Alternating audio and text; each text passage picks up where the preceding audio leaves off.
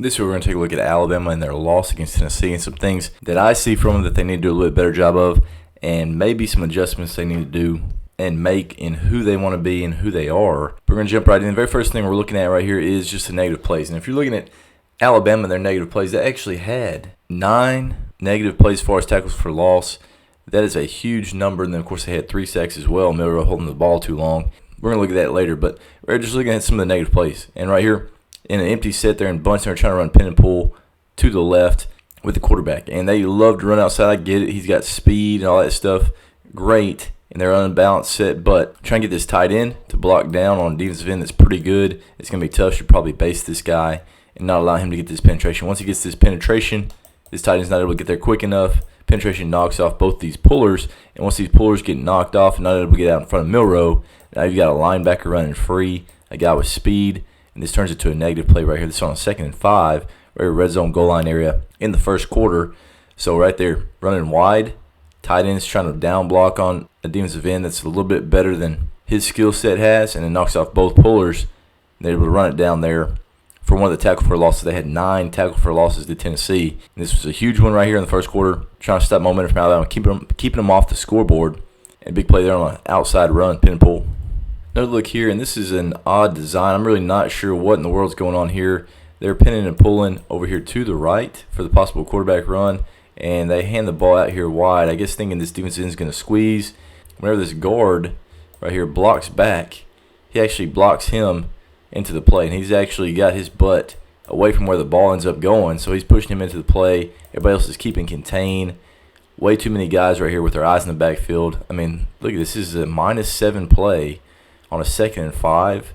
I don't know what the design is on this or what they're trying to do or who they're reading. It just doesn't look like the angles are right. It doesn't look like the scheme is right. Now, maybe it's a mix-up in the backfield or something, but way too many guys run to the football here, blocking a defensive lineman into the play. I really don't understand what they're trying to do scheme-wise. 2nd and 5 right here, right towards the end of the first quarter. Just another one of their negative plays. You know, Alabama didn't have just a ton of success running the football, but right here we've got some more downhill runs where they did have some success.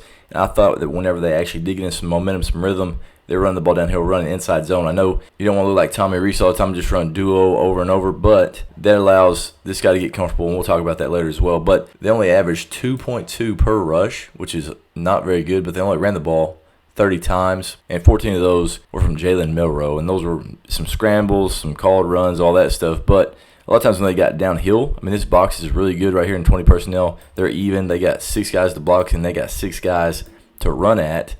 And right here, 2nd and 1, 2nd and 2, running downhill. They get a double team, and now that running back's able to play downhill, falling forward, gets a first down right here on a 2nd and 1. Instead of trying to run wide, run right at him. It's a 6-man box. So 6 on 6, hand the ball. Let's go vertical, fall forward, get a first down there.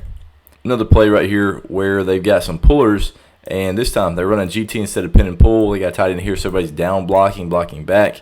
But then the outside guys are pulling to the front side, getting a kick right there on the guy that's blitzing. So great job, play side shoulder, and then leading up on this linebacker that's scraping over the top. So this turns into a really good play right here, a GT. So this might be a run play, run scheme, more downhill than that pin and pull, and they're able to crease this. A blitzing defense, you're able to get those guys kicked.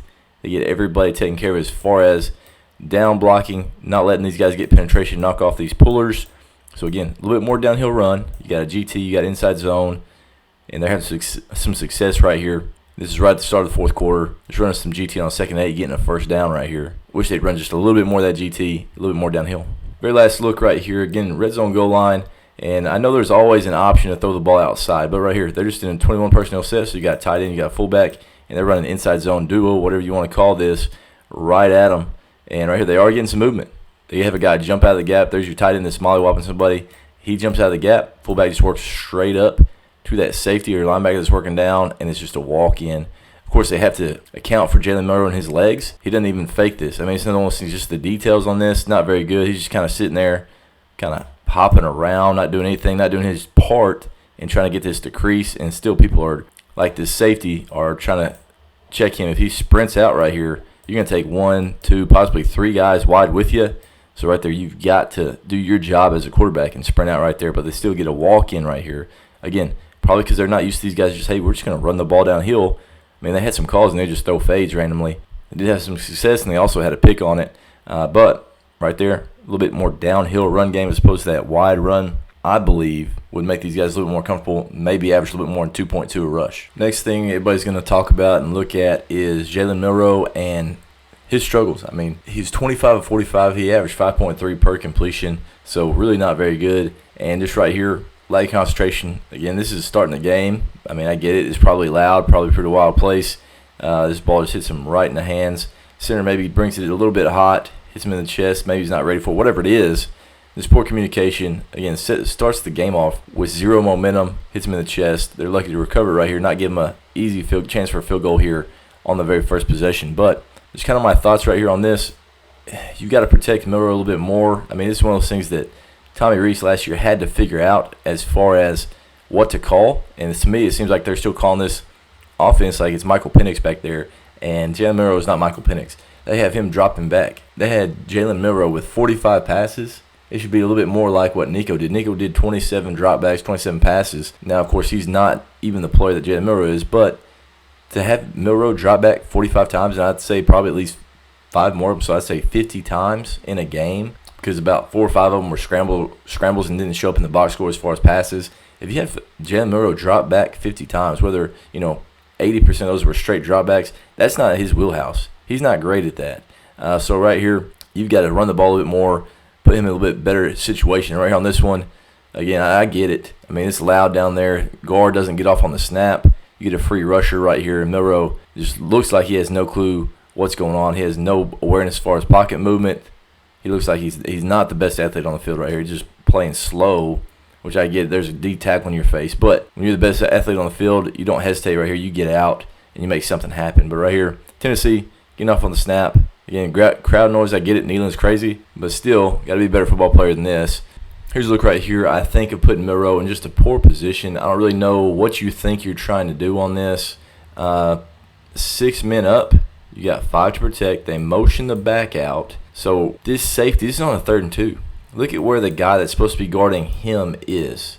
Now, Milroe, you got to throw the ball right here, right now, because once you empty the backfield, it should have taken one of these guys. But if not, you're hot. You got an extra rusher. And this guy's so late to get there. Throw him the ball. He's going to get a first down. And it'll literally be one-on-one with a third of the field. But instead, what does Milroe do? All right, instead of just throwing the ball right here to the guy that is uncovered with a guy 10 yards off on a 3rd and 2, we're going to go ahead and try to scramble out here to the right and see what happens. And right here on this one, it doesn't look like they're reaching. So right here, 57, he thinks that the quarterback's going to stay right here, so he's trying to wash by. And so instead of throwing uncovered, he starts scrambling out where this guy's getting blocked to. He has to run the hump and get way over the top of it. Now I get it. Playing with speed, he gets over the top of it, and now the only ball that you can throw sprinting that way is a comeback, maybe a deep corner, and so you're cutting your field by 2/3. It just turns to a one-on-one right there with poor momentum, and now we're throwing it from about 15 behind the line of scrimmage, and surprisingly this thing gets knocked down by tight coverage. One of the better corners in the SEC right here. That's Jermon McCoy right there with really tight coverage. But again, just kind of the awareness and just kind of the coaching right here as far as what you're doing. I mean, it's zero coverage. They got 6 guys down. When we motion the back out, it's got to take one of these guys in the interior or we're going to be hot. Safety's trying to roll there. He's not getting there in time. Throw the ball right now to the running back and get a free first down. I can't believe he didn't do it. Anyway, just poor awareness right there. Again, stop making this dude drop back 50 times. He doesn't have the awareness. He doesn't have the pocket presence. He doesn't have the arm strength to make this happen. Another look right here of just running a simple play. Right? It's 3rd and 10. I get you're trying to push the ball down the field. You got verticals. You got Chip. He's releasing on that under. But right here, just a 4-man rush, really a 3-man rush with a little bit of a twist. They start hitting home and find your shakedown. And right here, he starts working up and just the poor accuracy right here on the move. He's trying to step up and just take off running instead of just get the ball out. I mean, again, just shows how uncomfortable he is trying to throw the ball. 3rd and 10, I get it, trying to push the ball down the field more. It's right before half as well. But still, you've got to be able to throw that and get a completion and make these guys tackle. You can't just spike this thing into the ground no matter what's happening. Now look here, 3rd and 13, and very obvious. It is cover 1 here on the outside. You got to avoid this middle safety, and you got a 6-man rush right here, and you got 6 guys in to protect. So you got to feel good about your protection. Protection ain't bad. I mean, they pick up everybody. They're inside out on everybody, and they're trying to throw this fade right here. I get it, 3rd and 13, trying to take your shot. But right here, whenever You see this, the ball's getting out. Great, that's a great position, and this is actually a good ball. But somehow, this receiver, he's so unexplosive. Now, the guy may have wrapped his hands around his hips. Like right there, you see his hands around his hips, and he almost slingshots himself out in front. So I actually thought that this was a decent ball. And somehow that DB uses his momentum and pulls himself in front, doesn't get called right there, and now he's over the top. So this was a decent ball based on the release, but then that DB does a great job recovering, getting over the top. Of course, if you're able to see this, you want to throw that thing back shoulder, but right there on the initial release, he's on top, he's restacked, which right there means that he's got the defender right behind him, he's in front of him, going vertical. So right there you got to put that high and away, let your guy run it down. But then right there, really good play by the DB. Lucky he didn't get called. Again, gets out in front and makes a play on what should have been a big play, and a good release there by Ryan Williams.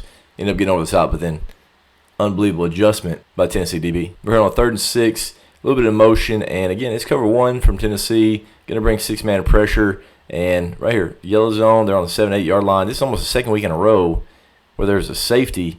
D outside linebacker right here, 27, can't really get him on the ground. Spins away. Really athletic play, but again, hate to see it, man. It's just so difficult to have these guys have any positivity whenever there's man coverage. There's no explosiveness on the outside. Really, nobody other than Ryan Williams is going to beat a one-on-one. And then right here, how deep do you want to run that crosser? I mean, my gosh, it's a scramble. Get back towards the quarterback. Be more friendly to the quarterback so that he doesn't have to throw this thing 80 yards as he's rolling to his right with a guy in his face. We got to make this thing a little bit more comfortable for him. Run back to the quarterback. Got to work a little bit more of the scramble drill. Those guys got to understand what the quarterback is. I mean, he's got a strong arm, but he's not going to be able to rip this thing rolling to his right 50-plus yards. But right here, that guy was still going deep, and he was 45 yards away. I mean, just the awareness of understanding who your quarterback is and what he can do is really poor. You got to help your quarterback out a little bit more, get more friendly, running back towards him. Another look here of just a little bit of unfortunate stuff right here. DN gets off to James Pierce. Had 1.5 sacks right here, probably offsides. This thing's getting snapped as his hats across the line of scrimmage. Right there, tackle was late to get to it. Obviously, you're going to be late to get to it whenever that guy gets an extra yard or two right there on the snap. But right here, Miller tries to step up. This is actually a pretty strong move, I thought. But again, getting the pocket condensed, pressure from the outside, even though that guy was offsides. Milroe trying to step up through it. It's not able to make the play. And right there, obviously, should have been called. 5-yard penalty right there. Turned to a 3rd and 5. But, again, there's no separation. And that's the thing that was amazing. Tennessee just going cover 1. Very obvious that it's cover 1. And hardly ever did you see rub routes. Did you see anything where there was motion to stack, motion to things. Right here, they motioned from out here to inside. And it just kind of switched who was playing man-to-man. I understand you want to do that sometimes, take your shots. But there's no complementary routes as far as rubs against that cover 1. Just a lot of one-on-ones that Alabama is not athletic enough on the outside or good enough players on the outside to make that happen consistently. Here's a look of maybe one of the first complementary routes actually running mesh. And this guy, has with this rub, makes him go over the top. Great. They've got the back out first. That's our very first look. We got one. Linebackers to it pretty quickly. Great. Let's go ahead and get off of it. Let's find the mesh. And right here, I mean, it's the second look. I get it. There's a twist up front. He's coming free. Give ground. But right here, he's giving ground, and he's throwing out with like he's a left-handed guy. I mean, holy hell, just give ground with your right shoulder behind you. I don't understand what the heck pocket movement this is, but look at it, he's just square. He's square, and he's trying to throw this all-armor. Anytime you throw a crosser with all-armor, it's going to be behind. Very obvious right here. You just need to keep giving ground in this position, and then throw that mesh right there in front of him so now I can outrun that guy and get a first down. So just poor fundamentals, poor pocket movement right here. This is on a 3rd and 7, obviously in a big situation right after the 2-minute warning. And, I mean, just no awareness there. Again, we're dropping back 50 times with Jalen Milroe, and that's not his strong suit. We got to put this guy in a little bit more positive situations where he feels comfortable, and that's not one of them. Here's the last play. Ends up getting picked off right here on 1st down. You can't throw a pick on 1st down of a drive, especially right here. Got to score a touchdown. And right here, you got a whip. Holding him underneath, you got a basic right here to the middle of the field, and Milroe, he's got a pretty decent pocket there. He's starting to condense on him again. Tackles are struggling like they've struggled, but he throws this behind. Really don't like it. Should get off of it, The safety doesn't give enough ground right there to fit this dig in. And he does a good job playing it. So right there you've got an out or a whip, dig, safety's too tight. He drives this and he drives that back shoulder. And once he drives that back shoulder, this ball's behind with a little bit of pressure, so an easy pick right there for the safety. You got to get off of it. So those are just a few things that we observed. I really thought that the run game only averaging 2.2. That's, I mean, huge advantage for Tennessee. Tennessee averaged 5.4 per rush to Alabama's 2.2. And some of it I thought was a scheme. I thought some of it was just getting away from it too much. You want to run downhill, run some GT, all that stuff's great. They kept running that pin and pull, and Tennessee, their speed was able to run it down. 9 negative plays as far as tackles for loss for Tennessee, and then also those 3 sacks. So Milroe holding up the ball too much. Not very comfortable dropping back 50 times. You're going to have tons of sacks with Milroe if that's what you're going to do, drop back 50 times. So I was very surprised even that the game was as tight as it was. Now, last thing to talk about, just kind of something people were questioning, was DeBoer's decision to go for it on, a 4th and 20-something after that penalty. To me, the issue was you still got to get a touchdown no matter what. So I think that we should probably go for it. You're going to have to get a touchdown, then you have to get a 3 and out. So if you don't score right here on this drive, you got to get a 3 and out, then you got to go score. So either way, it's got to be a touchdown, even if they kick a field goal. Now it just turned to a 7-point game instead of a 4-point game. Doesn't change what you need.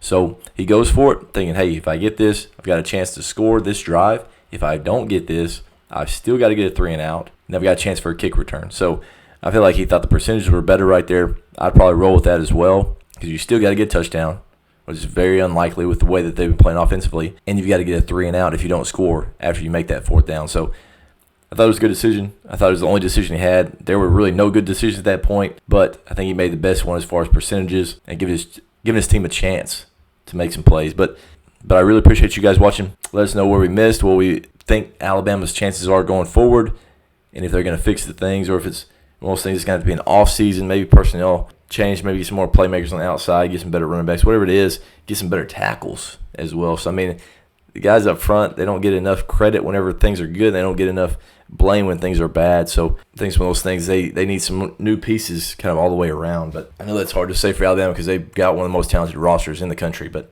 again, I really appreciate you guys watching, and make sure you subscribe so you can see everything we have for the rest of the college football season.